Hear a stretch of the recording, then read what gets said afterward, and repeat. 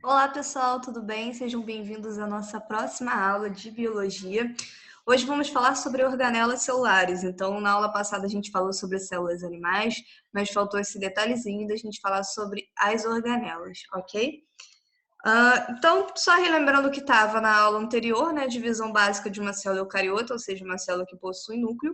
Ela tem citoplasma, tem membrana plasmática, tem núcleo e tem organelas, tá? Não necessariamente isso vai ser uma divisão que é consensual para todo mundo, tipo, todo mundo divide a célula assim. Não, mas basicamente a gente faz essa divisão para ficar mais didático da gente estudar, tudo bem? E só recapitulando, a célula ela é a menor unidade básica funcional dos organismos vivos, ou seja, para ser vivo você vai ter que ter célula de qualquer jeito, dá seu jeito, tá? Então, assim, por isso que a gente não considera vírus como ser vivo, porque vírus não possuem células, ok? Mas se vocês notarem, eu botei assim, citoplasma e citoesqueleto, organelas membranosas e não membranosas. A gente vai destrinchar isso ao longo da nossa aula. Suave? Então, a carinha de uma célula eucariota, que a gente já está mais do que acostumado. Então, a membrana plasmática, lembra que a gente falou sobre o modelo mosaico fluido, falamos sobre permeabilidade seletiva, ou seja, a capacidade que a membrana plasmática vai ter de controlar a entrada e saída de substâncias, e mosaico fluido, porque a membrana é composta de proteínas, fosfolipídios, lipídios, como colesterol, por exemplo, deu branco aqui na palavra colesterol. Por isso, ela vai ser montada como uma espécie de mosaico que é formado de peças menores que vão se encaixando ali, tá? Sendo que a membrana ela não é estática, lembra disso? A membrana ela é fluida, ou seja, você consegue fazer com que esses componentes deslizem pela membrana, tá? Isso vai ser bem importante para a gente. Então, além disso, a gente tem o nosso núcleo, lembra? O núcleo ele vai guardar o nosso DNA, ou seja, o que é mais importante para a gente vai estar guardadinho aqui dentro do núcleo. Vamos ter algumas organelas que a gente ainda não viu, como, por exemplo, o retículo, os lisossomos, as mitocôndrias, o complexo de Golgi, por aí vai. Então, aos poucos, vamos destrinchando essas organelas. É só a gente pensar a célula, por exemplo, como se fosse um organismo vivo, tá? Então, assim, é um organismo que vai precisar produzir energia, um organismo que vai fazer digestão de algumas substâncias. Então, a gente pode fazer essa relação, tá? Vamos seguir adiante. Então, o primeiro tópico é o citoplasma. Então, o citoplasma vai ser a região que vai preencher a célula. Então, a célula entre a membrana e o núcleo, a gente tem o citoplasma que vai preencher essa célula. Claro que não é só isso, né? Senão a célula seria como se fosse um ovo quebrado, né? Com gema e clara apenas, mas não é isso. Então, no citoplasma, a gente tem essas organelas que estão ali embebidas, tá? O citoplasma, ele vai ser uma estrutura que a gente chama de coloide, né? Que é como se fosse espessa, em gel, digamos assim. E a gente consegue dividir ele em aloplasma ou matriz citoplasmática, que é composto de material gelatinoso. Basicamente é feito cerca de 80% de água e o resto é glicose, sais minerais como sódio, cálcio, por aí vai, tá? Coisas que a célula vai precisar. E a outra região que a gente chama de citoplasma diferenciado, que é a parte onde a gente tem as organelas que estão ali embebidas, tá? Além disso, eu queria fazer uma OBS, que é uma parada que cai algumas vezes em alguns concursos, algumas provas, e assim, a gente não vê muito, que é uma parada chamada de ciclose. Ciclose vai ser um movimento produzido pelo citoplasma para que haja uma distribuição dessas substâncias, tá? Sejam elas oxigênio, nutrientes e por aí vai, tá? Então, é um movimento para distribuir todo o conteúdo dessa minha célula. Então, a gente estava falando de citoplasma, mas a célula ela tem um formato, e esse formato é mantido até certa forma através de uma estrutura que é chamada de citoesqueleto, tá? Então, o citoesqueleto dá forma e sustentação a essa célula.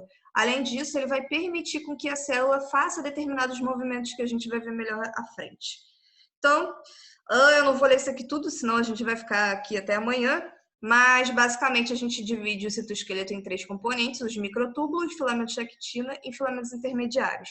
Os microtúbulos eles vão ser muito importantes para o recarregamento de vesículas dentro da nossa célula. Então, as informações, as proteínas, os componentes, o que for, vai ser transportado dentro de vesícula. É como se fosse um saquinho plástico, tá? Eu gosto de fazer essa analogia. Então, é como você transporta alguma coisa, tá? Então, você coloca num saquinho plástico e leva para onde você quiser. E é mais ou menos isso que é o transporte dentro da célula. Mas ela acontece pelos microtúbulos. É como se os microtúbulos fossem trilhos de trem e aí você tivesse a passagem dessas substâncias por esses trilhos, ok? Além disso, os microtúbulos vão ser bem interessantes para a formação de uma parada, né, que um componente celular que é chamado de centríolo, que a gente vai ver mais à frente. Mas ele tem relação também com a movimentação do flagelo dos espermatozoides e a movimentação de células ciliadas, tá? Então, beleza. Outro ponto que são os filamentos de actina. Os filamentos de actina são muito importantes na contração muscular e na produção dos movimentos ameboides, ou seja, de projetar a membrana e recolher, projeta e recolhe. Então, isso faz com que a célula se movimente. Por fim, a gente tem os filamentos intermediários, né, que estão entre o meio termo desses dois ali. E como exemplo, a gente tem, por exemplo, filamentos que são muito parecidos com a queratina, que é uma substância uma proteína, na verdade, que ela vai conferir certa rigidez e proteção às células epiteliais, por exemplo, tá? Então, fiz um micro resumo. Então, aqui, ó, filamentos intermediários, tá? Eles vão garantir uma certa rigidez. Microtúbulos, que é onde a gente vai ter a passagem, né, dessas vesículas, para onde a gente vai transportar essas determinadas vesículas.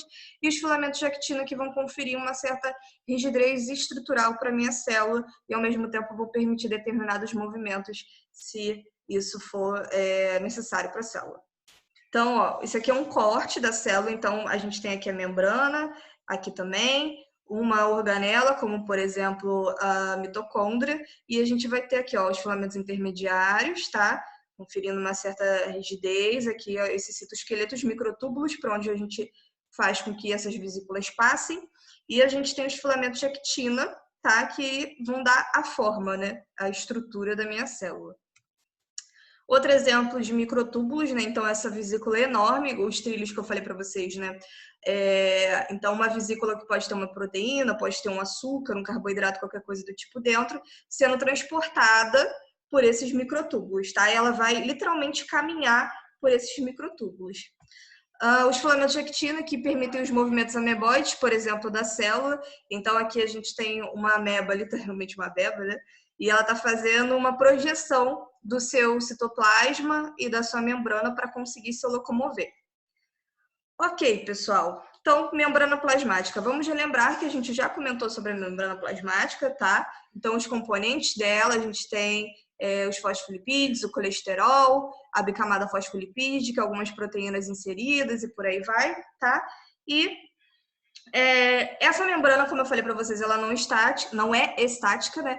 E ela tem alguns movimentos que são essenciais para o funcionamento da célula, como, por exemplo, a endocitose, endo é de dentro, tá? Então, endocitose e exocitose, de fora. Então, endo de dentro e exo de fora, tá? Dentro de endocitose, a gente tem a fagocitose e a pinocitose. E dentro de exocitose, a gente tem as vesículas secretoras, ou seja, estou liberando algum neurotransmissor, estou liberando algum hormônio, qualquer coisa do tipo. Ou a gente tem a liberação de substâncias que a célula não quer mais, literalmente o cocôzinho da célula. E esse cocôzinho a gente chama de plasmocitose, ou seja, aquilo que a célula não vai precisar mais para nada e ela vai jogar fora, ok? Então, aqui tem uma célulazinha correndo atrás de uma bactéria, ela fagocita a bactéria e engole ela, ok? Então, ó, endocitose, a gente divide em dois, fagocitose e pinocitose. A fagocitose, ela diz respeito a moléculas, a partículas grandes, como bactérias, proteínas e por aí vai, tá? É o que a gente chama de partículas sólidas, até certo ponto. E a pinocitose, ela tem relação, por exemplo, com o englobamento de partículas líquidas ou muito, muito, muito pequenas, como, por exemplo, alguns sais, tá? Então, isso rola por pinocitose. A fagocitose, partículas grandes, como bactérias, vírus e por aí vai. E a pinocitose são partículas pequenas ou líquidas, como água e outros solventes, ok? Então, a fagocitose rolando aqui, olha, tem uma célula, essa célula aqui que está correndo atrás dessa bactériazinha, é uma célula do sistema imune, né? um glóbulo branco, que ela está correndo atrás dessa bactéria aqui, pequenininha, está correndo, correndo, parece uma formiguinha, ela consegue englobar essa bactéria, tá? Nota que a bactéria, ela não fica voando assim, nadando no citoplasma, ela fica presa dentro de uma vesícula, porque a fagocitose nada mais é do que uma projeção da membrana que, por fim, consegue englobar essa bactéria, tá? Então, ela não fica nadando, ela fica presa dentro da vesícula, tá? Ela fica guardadinha dentro do saquinho plástico, ela não fica boiando do jeito que ela quer. Outro exemplo de fagocitose, então a gente tem uma colônia de bactérias, muitas bactérias, que são esses pontinhos menores, e aí vem uma célula aqui, uma célula imune, provavelmente um macrófago, vai lá, engloba geralzão e beijo e abraço para as bactérias, nunca mais se ouviram falar nelas, tá? Então é assim que o nosso sistema imune acaba trabalhando, né? Esses macrófagos são células que existem no nosso sistema respiratório, nos nossos pulmões, e eles são uma espécie de proteção primária do nosso corpo, tá? Vamos colocar dessa forma. Então, olha só como eles fagocitam um tantão de bactérias e depois, obviamente, eles vão arrumar um jeito de destruí-las, tá? Elas não vão ficar lá guardadas para sempre. Exocitose. Então, a exo é para fora, né? A gente viu endo de capturar para dentro e exo para liberar para fora. Então, olha, a gente produzir uma vesícula secretora pode ser um hormônio, por exemplo, a insulina, tá?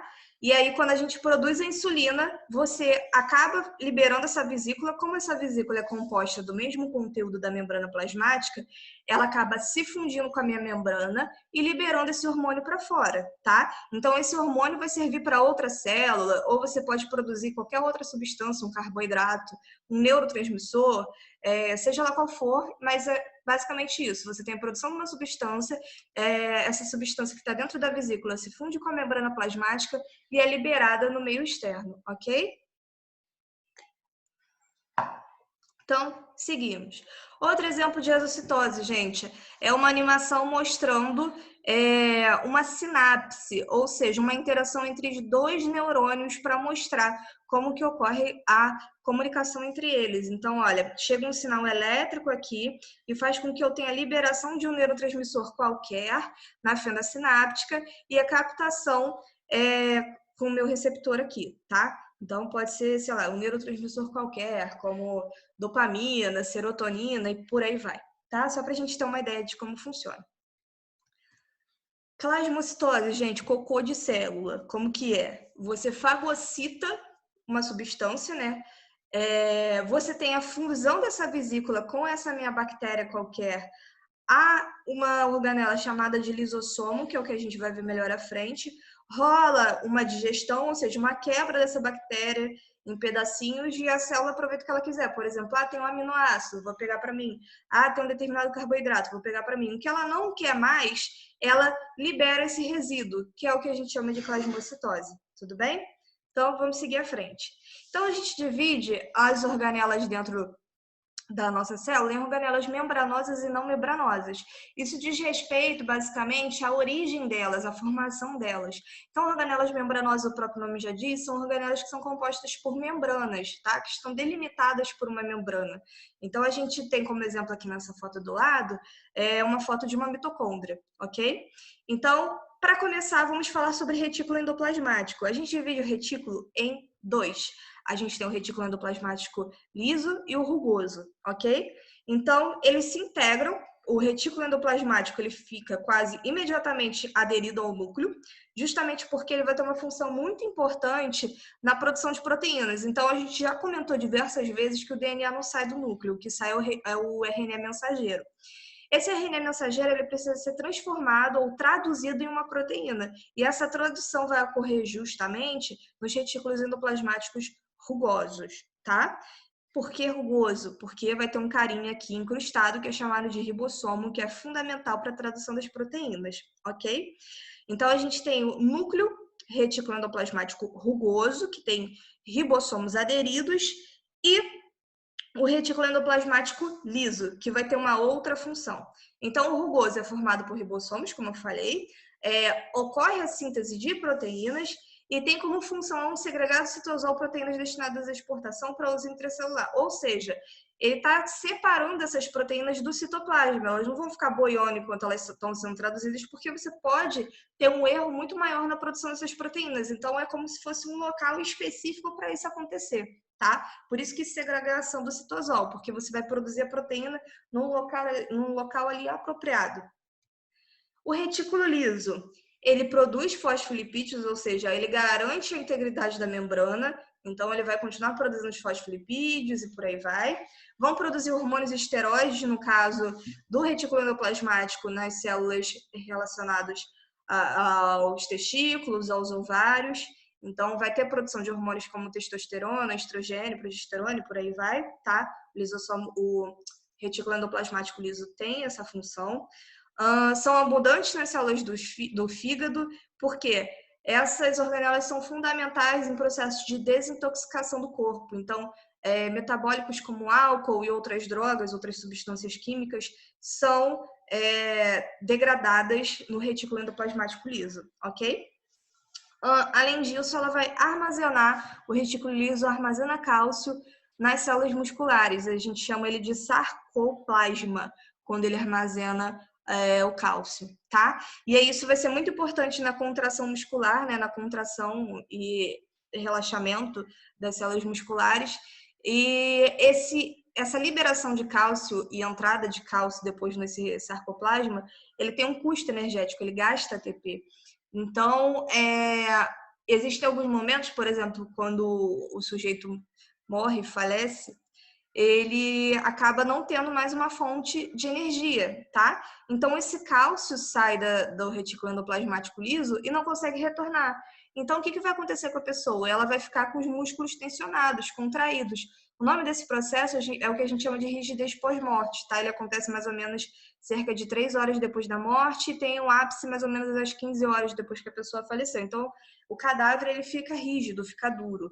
Você não consegue manipular e muitas vezes você tem que quebrar o braço ou algum membro da pessoa para você conseguir colocar ela numa posição que seja mais fácil manipular aquele indivíduo. Tudo bem? Golgi, complexo de Golgi.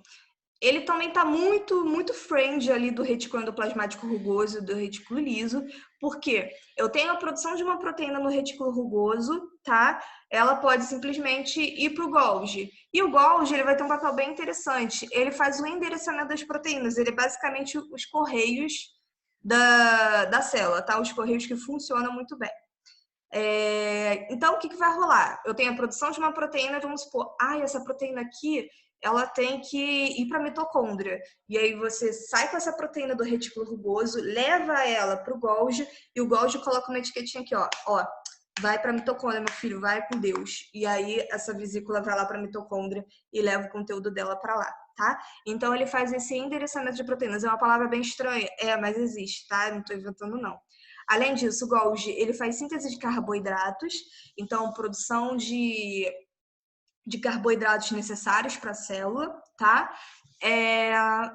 O que mais? E ele forma o acrossoma dos espermatozoides. Então, os espermatozoides, como eu botei a foto aqui, eles têm uma região, que é uma região na cabeça do espermatozoide, que tem enzimas que vão digerir determinadas camadas protetoras do ovócito, tá? Então, assim, não é o primeiro espermatozoide que chega e vai formar o zigoto, não é isso. Então, vários espermatozoides vão liberar suas enzimas presentes do acrossoma para conseguir digerir aquela camada protetora e só depois um sortudo vai lá e consegue achar uma brecha e entrar. Então, o acrossoma ele é formado pela junção de vários complexos de Golgi com enzimas digestivas. Além disso, o Golgi ele forma organelas que são bem importantes, como os lisossomos e os peroxissomos, tá? Então, eles são formados pelo Golgi. Então, aqui, ó, as vesículas transportadoras, tá? Então, entrou a vesícula aqui vindo do retículo rugoso, veio uma vesículazinha, recebe um endereçamento, uma glicose, seja lá o que for, e acaba sendo liberado para cumprir o seu destino, né? Sua função na vida. Então, lisossomos vai ser uma organela produzida pelo Golgi, apresenta enzimas digestivas e pH ácido, tá? E faz a digestão intracelular de ou organelas que já estão velhas ou de vesículas que acabaram de ser fagocitadas, como por exemplo de bactérias, tá? Então vamos lá, lisossomo. Eu tenho um patógeno, uma bactéria que foi fagocitada, e aí eu tenho o meu lisossomo se fundindo com essa vesícula. Então eu tenho a fusão com essa vesícula e a quebra dessa bactéria, tá? Ela vai ser digerida literalmente. A célula absorve o que ela quiser, o que ela não quer, ela libera, tá? Plasmocitose, tudo bem? Isso também rola, né, com um processo que a gente chama de autofagia, que é aquilo que eu comentei. Quando uma organela ela já está velha ou não está funcionando tão bem, por exemplo, uma mitocôndria que já deu o que tinha que dar, o que vai acontecer? Esse lisossomo ele vai se fundir com essa organela membranosa ou com a vesícula, seja lá o que for, e vai digerir o seu conteúdo. A célula aproveita o que ela quiser, o que ela não quer, ela joga fora, tá? Heterofagia. Então, autofagia, gente, só um comentário. Auto é de próprio, tá? Então, auto, sei lá, não consigo pensar em nada auto legal, assim, só em exemplos péssimos. Mas autofagia, auto vem de próprio, fagia vem de comer. Então, é como se fosse comer as próprias organelas, reciclar as próprias organelas, tá? E heterofagia, hétero, vem de fora, vem do externo, tá? Então, ó, eu tenho uma fagocitose aqui de uma bactéria e depois eu faço a digestão dessa minha bactéria, ok? Por isso que é heterofagia. Eu tô comendo algo que está vindo de fora, tá? Peroxissomos são organelas produzidas pelo Golgi, possuem uma enzima chamada catalase, que degrada a água oxigenada. Então, a água oxigenada ela é produzida no nosso corpo e é um composto metabólico tóxico para a gente, é um resíduo metabólico que não é legal da gente acumular.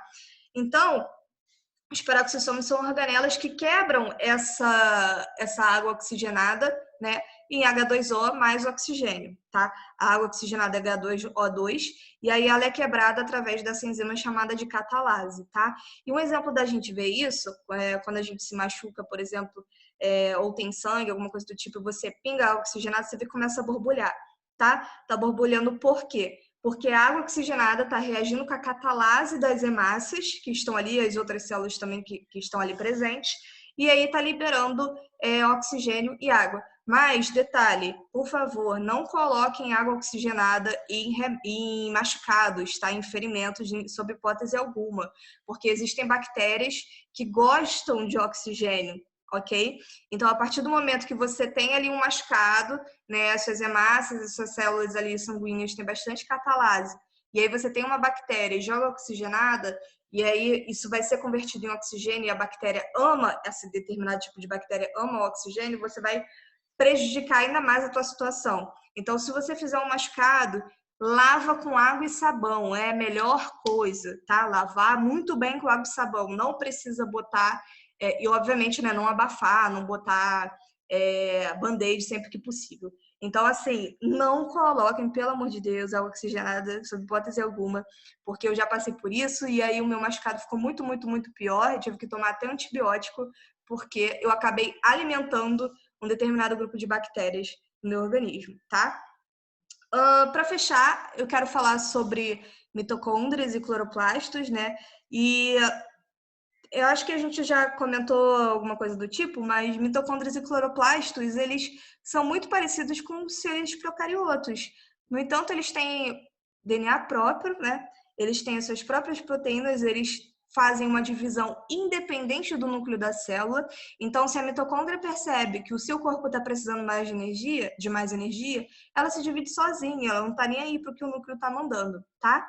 Então, isso são coisas que corroboram uma situação chamada de teoria endossimbiótica, proposta por essa cientista, que é a Lynn Margulis, tá? Ela é uma cientista extremamente famosa e importante. Ela, inclusive, elaborou uma teoria que é chamada de teoria de Gaia, né, que mostra que todos os ecossistemas, todo o planeta está interligado, e eu vejo com essa questão do coronavírus muitas pessoas falando coisas semelhantes, né, de que o planeta está expulsando a gente e tudo mais. Isso, assim, apesar dos furos, né, não estou dizendo que isso é um fato, né, mas é uma teoria, né, teoria é algo que pode ser refutado ou não. Isso remete muito a algo que a Lynn Margulis propôs, né? E uma das coisas que a Lynn Margulis propôs também foi essa teoria endossimbiótica. Então tem um quadrinho aqui, vamos fingir que é engraçado, tá, gente? Vamos fingir que é ótimo essa tirinha. Ei, pô, se entrar, tá bom, se for rapidinho, só não demora muito. Com licença, entrando. Ah, você disse que não ia demorar. Poxa, tá tão maneiro aqui dentro. Pensando bem, pode ficar. aí dá um presentinho que é um ATPzinho. Olha que fofo, tá? Então, o que tá rolando aqui? É uma endossimbiose, ou seja, a célula eucariota está fornecendo proteção, né, para essa bactériazinha, e essa bactéria está produzindo ATP, que é a nossa moeda energética, tá? Nossa usina energética. Então, ela está produzindo, está rolando uma relação mútua ali, né? Então, um está tendo proteção e o outro está recebendo ATP, que é energia. Então, a teoria endossimbiótica, que foi o que eu falei para vocês, ó. Célula eucariota, fagocitose da bactéria, aí dá certo. Essa relação deu tão certo atualmente que todas as células eucariotas vão ter essas organelas, tá? Então, células animais e vegetais, as duas têm mitocôndrias, e as células vegetais apenas têm cloroplastos, ok? As duas vão ter funções, obviamente, diferentes. Então, mitocôndria, poxa vida, vamos ver só no capítulo 8. Mas de maneira geral, ela é responsável pela respiração celular, ela transforma a glicose em ATP, a gente já discutiu isso, e ela é presente em todas as células eucariotas, tudo bem? Então, olha, o DNA próprio da mitocôndria, proteínas próprias e membranas duplas, ou seja, uma membrana interna e uma externa, mas vocês vão ver isso melhor no capítulo 8. Seguimos cloroplasto, que é exclusivamente presente em células vegetais, também vai possuir DNA próprio, proteínas próprias, etc. E vamos para organelas não membranosas. Aqui tem uma imagem de um ribossomo, tá? O ribossomo a gente já discutiu antes, ele tem relação com a síntese de proteínas, ou seja, a transformação do RNA mensageiro em uma proteína. Então, aqui os ribossomos aderidos ao retículo endoplasmático rugoso, tá? Então, olha, subunidade maior e a menor, eles ficam aderidos aqui ao retículo rugoso para a síntese de proteínas. Eles são formados no nucleolo, tá? É uma região mais central que a gente tem no núcleo. São presentes nas células eucariotas e procariotas. Nas células procariotas é a única organela que existe, tá? Eles podem estar aderidos ao retículo endoplasmático ou simplesmente soltos no citoplasma. Eles são constituídos de RNA ribossomal mais proteínas. A sua função é sintetizar proteínas, tá? Outra organela não membranosa, centríolos. Então, a gente falou de centríolos um pouquinho quando a gente estava falando sobre citoesqueleto. E os centríolos, eles são muito importantes para a divisão celular, tá? E a formação de um fuso mitótico, que é o que a gente chama. Então, aqui a gente está vendo células, tá? Em vermelhinho a gente tem o DNA, só que chega num ponto que esse DNA ele fica tão enroladinho que ele forma esses cromossomos, tá? Que tá parecendo um Cheetos, né? Que ele fica parecendo um feijãozinho. E aí, esse negocinho aqui verdinho que tá parecendo uma aranha, nada mais é do que um fuso mitótico que é formado pelos centríolos. Então, os centríolos, eles vão puxar, né, o DNA, cada um para um canto, para você ter uma divisão equivalente, uma divisão igual do número de cromossomos, tá? Então, as células vão se dividir, mas você tem que dividir de forma equivalente o número de cromossomos entre elas, tudo bem? Então, cara, eu coloquei isso para vocês porque às vezes fica um pouco vago a ideia da célula, né? Tipo, às vezes a gente não consegue sacar muito bem qual é. E aí esse cara, o Franz, comparou a célula a uma fábrica. Eu achei essa analogia bem interessante, tá? A célula é capaz de receber matérias-primas e convertê-las em produtos necessários à vida. Uma célula é um sistema onde ocorrem funções vitais, como nutrição, relação, coordenação e reprodução. Cada uma das funções é realizada por estruturas diferentes.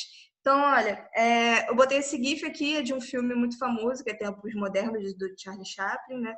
E, assim, toda essa história passa esse filme, mas ele faz uma relação com o trabalhador de uma fábrica, né? E como que uma produção meio que fordista, ou seja, tipo, uma pessoa faz só uma coisa e fica lá fazendo pro resto da vida só aquela coisa. Isso é meio uma forma de produção fordista, que a gente chama.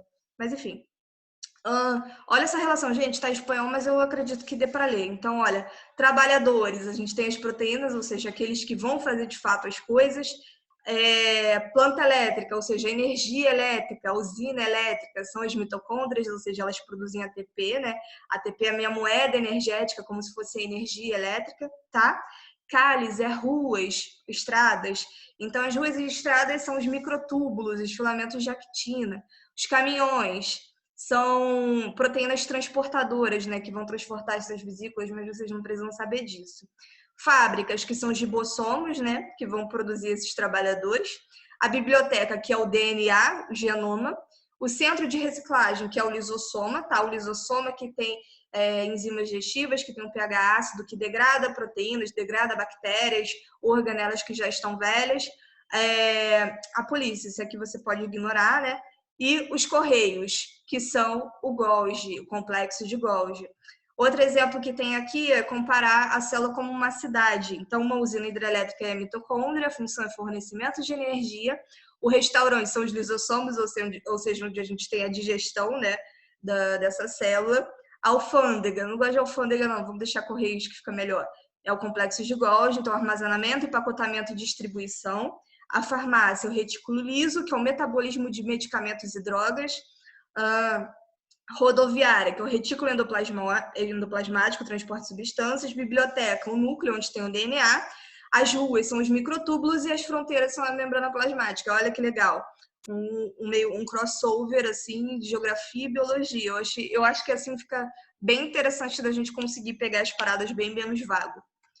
Então, para fechar, eu peguei esse resuminho aqui do Descomplica que eu achei bem legal sobre organelas para vocês, se vocês quiserem printar depois, tá? Ou simplesmente jogar no Google, depois mapa mental, componente da célula. Eu acho que sintetiza bem. Eu gosto muito dessa ideia de mapas mentais. Sempre que eu acho algum legal, eu coloco para vocês, porque eu acho que ajuda a colocar no papel e você ter ideia da situação, entendeu? Do procedimento da parada.